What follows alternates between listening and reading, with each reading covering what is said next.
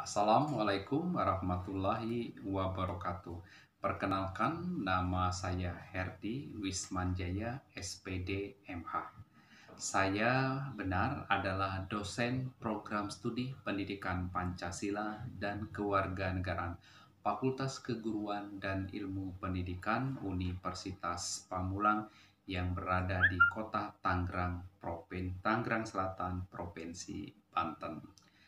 Pada kesempatan ini saya akan menjelaskan mengenai mata kuliah yang saya ampuh, yaitu Pengantar Ilmu Hukum dan Pengantar Tata Hukum Indonesia. Saya S1-nya selesai tahun 2014 di Universitas Pamulang. Kemudian S2 saya selesai 2016, itu juga di Universitas Pamulang, di Pasca Sarjana khususnya Ilmu Hukum S2. Dan saya akan menjelaskan tentang mata kuliah Pengantar Ilmu Hukum dan Pengantar Tata Hukum Indonesia. Deskripsi secara singkat mata kuliah ini adalah 3 SKS sesuai dengan kurikulum KKNI yang digunakan di Universitas Pamulang. Deskripsi mata kuliah ini yaitu hukum memberikan pengetahuan tentang ilmu hukum yang mengkaji hal-hal penting atau bagian-bagian penting dalam ilmu hukum. Sekaligus pengetahuan tentang hukum apa yang digunakan atau dipakai di Indonesia atau hukum positif. Kemudian deskripsi mata kuliah juga mengkaji tentang bidang kajian hukum, disiplin hukum, lalu dilanjutkan dengan penggolongan hukum, kemudian sistem hukum yang dipakai di dunia, selanjutnya ada aliran-aliran hukum, dilanjutkan ada penafsiran hukum, tujuan hukum, ada juga tentang hukum publik, hukum privat, dan hukum internasional. Mata kuliah PIH dan Pengantar Tata Hukum berbobot 3 SKS ini kurikulum KKNI. Capaian pembelajaran akhir pada mata kuliah ini, setelah menyelesaikan mata kuliah ini, hendaknya mahasiswa yang pertama mengetahui dan memahami hal-hal penting dan bagian-bagian penting dalam ilmu hukum, serta mampu menjelaskan hukum apa saja yang sedang dipakai di Indonesia atau dikenal dengan hukum positif atau ius constitutum. Yang kedua, memiliki keterampilan dalam mengaplikasikan teori-teori hukum dalam kehidupan sehari-hari. Dan yang ketiga, dapat bersikap dan berperilaku dengan baik sesuai dengan aturan hukum yang berlaku di Indonesia. Pada pertemuan 1, mata kuliah Pengantar Ilmu Hukum dan Pengantar Tata Hukum Indonesia akan membahas tentang pengertian PIH dan PTHI. Maka di sini menjelaskan tentang definisi PIH dan definisi PTHI, maka mempelajari tentang pengertian hukum dan pengertian tata hukum Indonesia. Kemudian pada pertemuan kedua ini menjelaskan tentang penggolongan hukum. Nah, pada pertemuan kedua ini penggolongan hukum didasarkan pada isi, sumber, tempat, dan waktu. Kemudian tentang pertemuan kedua, penggolongan hukum ini juga menjelaskan tentang hukum berdasarkan bentuknya, hukum berdasarkan fungsi, dan cara mempertahankannya, dan wujud serta berlaku, serta struktur dan susunan hukum berdasarkan penggolongannya di Indonesia. Kemudian pertemuan ketiga pada mata kuliah ini menjelaskan tentang disiplin hukum. Nah, pada disiplin hukum ini akan mengkaji tentang disiplin hukum dan bidang-bidang ilmu hukum yang ada di Indonesia. Kemudian pada pertemuan keempat menjelaskan tentang tujuan hukum. Maka di sini juga membahas materi mengenai hakikat tujuan hukum. Selanjutnya pada pertemuan kelima mata kuliah ini menjelaskan tentang aliran-aliran hukum dunia. Di sini pada pertemuan kelima membahas selain aliran-aliran hukum juga menjelaskan tentang jenis-jenis aliran hukum yang digunakan. Kemudian pada pertemuan keenam di sini menjelaskan tentang penafsiran hukum, maka dapat ditambah tentang hakikat dan penafsiran hukum yang ada di Indonesia. Kemudian pada pertemuan ketujuh tentang sistem hukum dunia.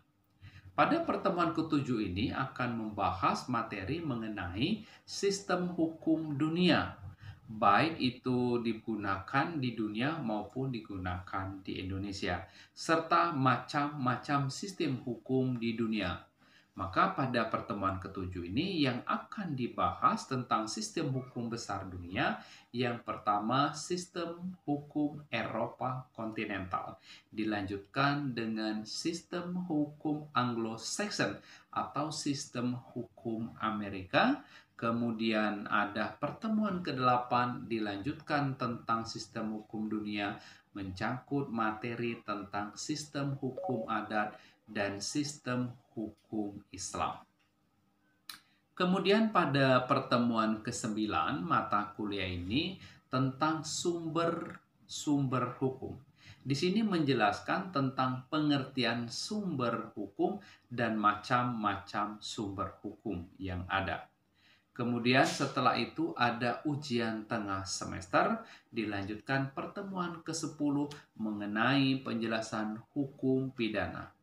Pertemuan ke-10 dan ke-11 ini tentang materi hukum pidana, riwayat hukum pidana, tujuan-tujuan hukum pidana, asas hukum pidana itu ada di pertemuan 10, kemudian ilmu yang membantu dan sumber-sumber hukum pidana itu juga ada di pertemuan 10.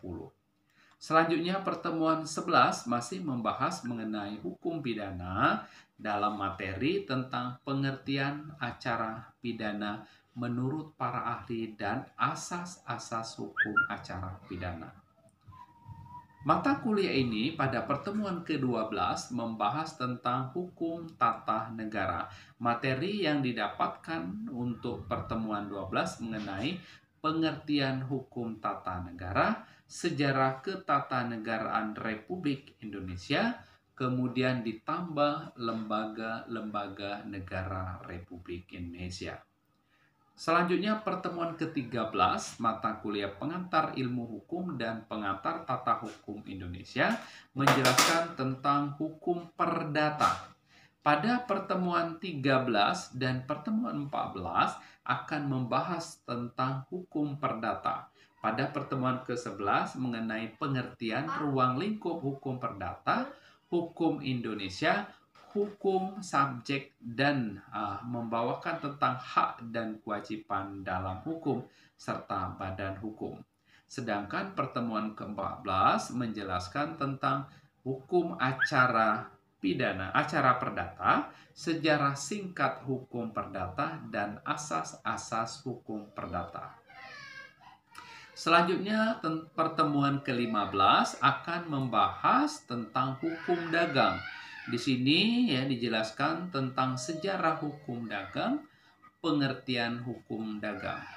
Kemudian pertemuan ke-16 di sini menjelaskan hukum agraria. Hukum agraria menjelaskan tentang hakikat hukum agraria, sejarah hukum agraria. Dan dilanjutkan dengan pertemuan ke-17 tentang hukum internasional.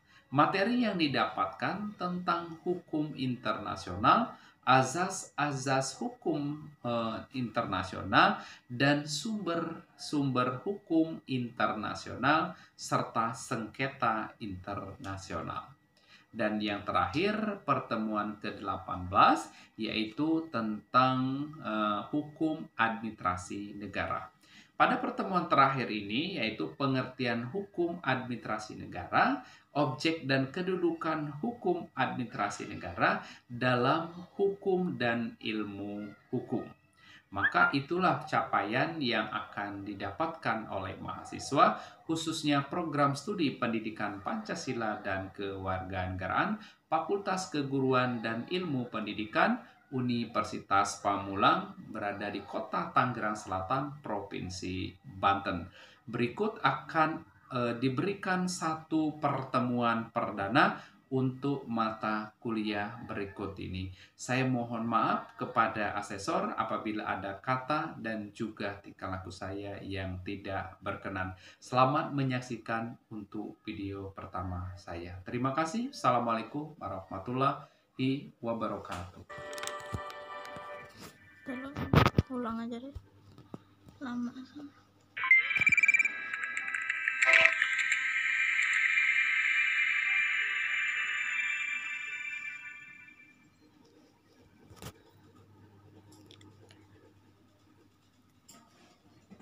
Assalamualaikum warahmatullahi wabarakatuh. Salam sejahtera untuk kita semua.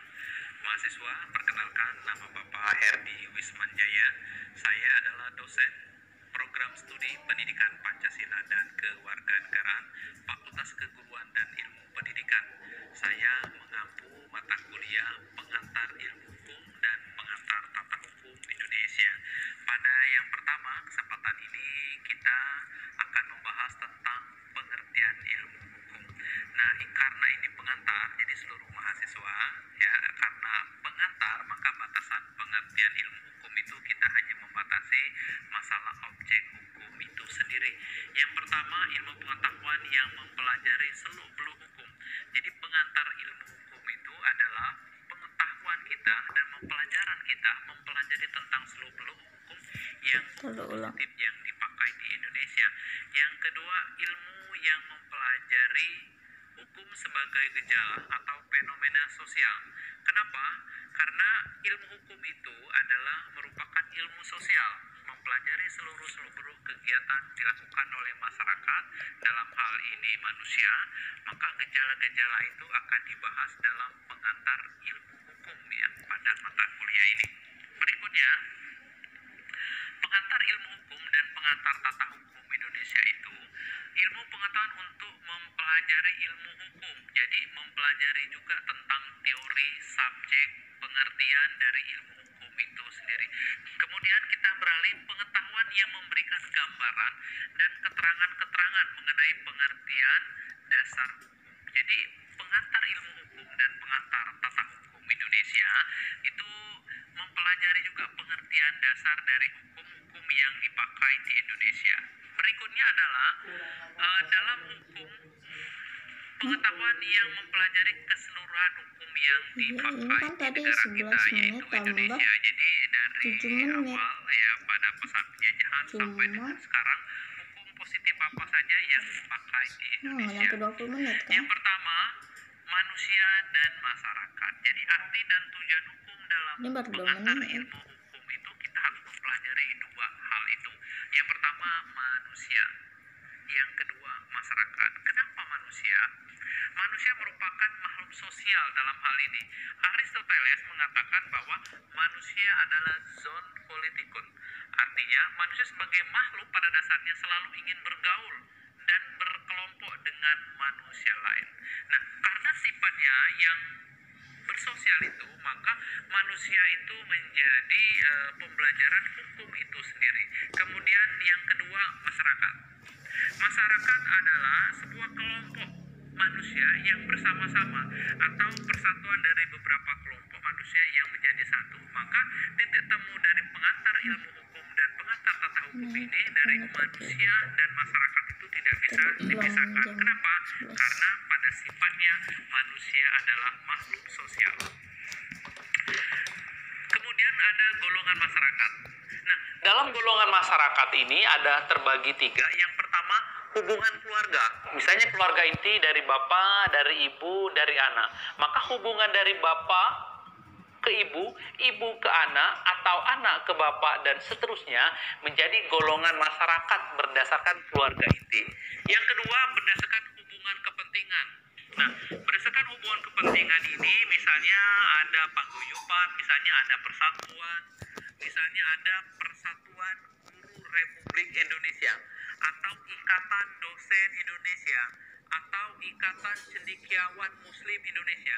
Nah, ikatan-ikatan ini berdasarkan hubungan kepentingan pekerjaan. Kenapa pekerjaan? Karena misalnya PGRI, Persatuan Guru Republik Indonesia, adalah profesional mereka adalah menjadi seorang guru. Maka kepentingan pekerjaan ini yang menjadikan golongan dalam masyarakat. Yang ketiga adalah hubungan karena tujuan. Nah, tujuan atau pandangan hidup ini misalnya ada perkumpulan. Salah satunya perkumpulan ada organisasi, dalam hal ini organisasi masyarakat, atau organisasi politik, atau perkumpulan keagamaan, dan sebagainya. Dan berikutnya adalah pendorong hidup dalam masyarakat. Nah, pendorong dalam hidup masyarakat ini yang pertama itu masalah ekonomi. Kenapa masalah ekonomi? Misal masalah ekonomi memerlukan makan, memerlukan minum untuk memenuhi jasmani dari masyarakat, maka pendorong hidup masyarakat itu selalu dikaitkan dengan masalah ekonomi atau faktor ekonomi dalam hal ini. Kemudian yang kedua adalah faktor keamanan. Nah, faktor keamanan menjadi penting bagi masyarakat. Kenapa? Membutuhkan orang lain untuk melindungi kebutuhannya, untuk melindungi kesehariannya, untuk melindungi juga dia dari ancaman-ancaman dari luar. Maka secara physically orang itu dibutuhkan kepentingannya dilindungi oleh negara dalam hal ini dan juga oleh orang lain. Maka dibatasi oleh bahaya dan ancaman alam itu juga perlu perlindungan dari negara. Yang berikutnya adalah pendorong hidup masyarakat adalah faktor biologis. Manusia mempunyai keinginan. Keinginan itu adalah salah satunya berkeluarga. Maka pendorong masyarakat itu atau masyarakat itu salah satunya ingin melanjutkan keturunan. Dalam hal ini ingin berkeluarga, ingin membina keluarga, memiliki anak dan keturunan. Kemudian tata hidup masyarakat. Tata hidup masyarakat ya kepada manusia sebagai harus bertingkah laku dan bertindak dalam masyarakat. Nah, kembali kepada manusia adalah makhluk sosial. Dalam hal ini manusia karena makhluk sosial, tata kehidupan masyarakat dalam keluarga itu tentu menjadi hal penting dalam hal ini. Kenapa? Karena masyarakat harus mampu bertata krama, harus mampu juga bermasyarakat, dan harus mampu juga bagaimana dia bermasyarakat di lingkungannya. Baik itu lingkungannya kecil, ya komplek kecil, misalnya lingkungan masyarakat, atau lingkungan yang lebih besar, bahkan lingkungan masyarakat dunia. Maka mahasiswa semuanya ya pada pengantar ilmu hukum dan pengantar tata hukum Indonesia yang menjadi dasar tadi ya kita tahu bersama bahwa harus ada manusianya dan masyarakatnya. Kemudian sampai ketemu pada pertemuan berikutnya yaitu tentang pengertian hukum oleh para ahli. Maka Bapak tunggu pada pertemuan ketiga dan keempat ya untuk mata kuliah pengantar ilmu hukum dan pengantar tata hukum Indonesia. Sekian, terima kasih. Wassalamualaikum warahmatullahi wabarakatuh.